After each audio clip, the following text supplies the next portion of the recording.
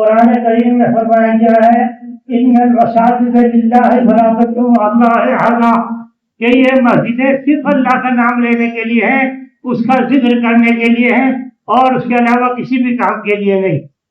مجھے بعد میں معلوم ہوا، کئی لوگوں نے پوچھا اور بعض لوگوں نے ویڈیو دکھائی، دلی تکلیف ہوئی اور رہے گی کہ یہ سب مسجدیں یا قرآن کے سارے پروگرام یہ سیاسی ضرورتوں کے لیے استعمال ہو رہے ہیں۔ غلط ہے وہ لوگ جو اس کام کے لیے مسجدوں کو استعمال کرتے ہیں، اور وہ بھی غلط ہے جو ان کے استقبال کرتے ہیں۔ مسجد میں کسی سیاسی کام کی شرعی اجازت نہیں، میں کہتا ہوں حرام ہے۔ مسجد اس سے ناپاک ہوتی ہے، یہ گناہ شدید ہے۔ نبی پاک صلی اللہ علیہ وسلم نے تو دو باتیں فرمائی ہیں، یاد رکھیے، اگر کسی آدمی کے پاس روپیہ ہے اور دوسرے کے پاس کھلے پیسے ہیں تو مسجد میں ان کا کھلوانا بھی منع ہے۔ اور فرمایا نبی پاک صلی اللہ علیہ وسلم نے کہ جب آدمی دنیا میں مسجد کی باتیں کرتا ہے تو فرشتہ کہتا ہے اور اللہ کے دشمن چپ ہو جا۔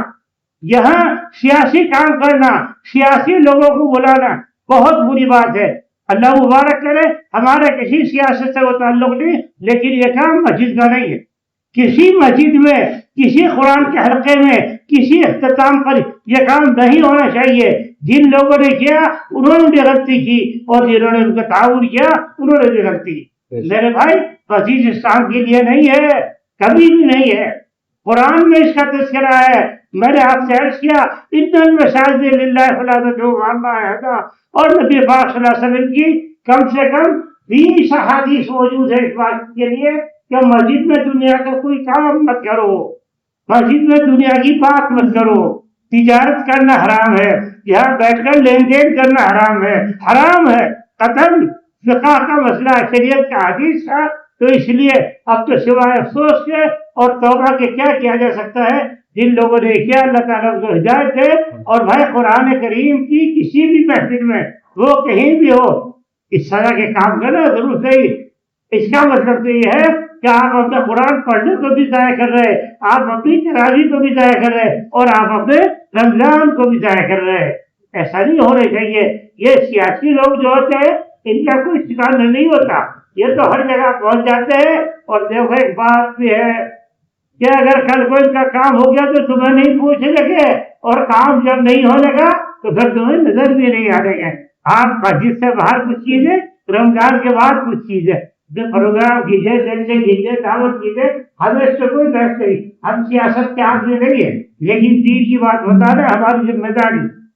ایک بات اور چھوٹی سی بات ہے، ایک تو یہ کہ انشاءاللہ تعالیٰ عیدگاہ میں عید کی نماز 8 بجے ہوگی، عیدگاہ میں عید کی نماز 8 بجے ہوگی، اور دوسرے ایک فطرے کی قیمت 50 روپے ہے، 50 روپے۔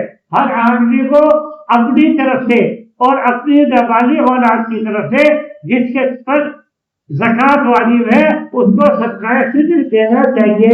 اور صدقہ فطر دینے کے لیے 4 چیزیں حضرت رسول پاک صلی اللہ علیہ وسلم نے اور ارشاد فرمائی: جو، کھجور، کشمش اور پنیر۔ جس آدمی کا جو موقع ہو، ہم نے اس کے پرچے بھی چھپوا دیے ہیں اور لگوا بھی دیے ہیں، جس کا جو موقع ہو وہ اس کے مطابق بیچ سکتا ہے۔ لیکن آئندہ کہیں بھی ختم ہو کیسی کام مسجد نہیں اور چاہیے مسجد کام کے لیے بالکل نہیں ہے۔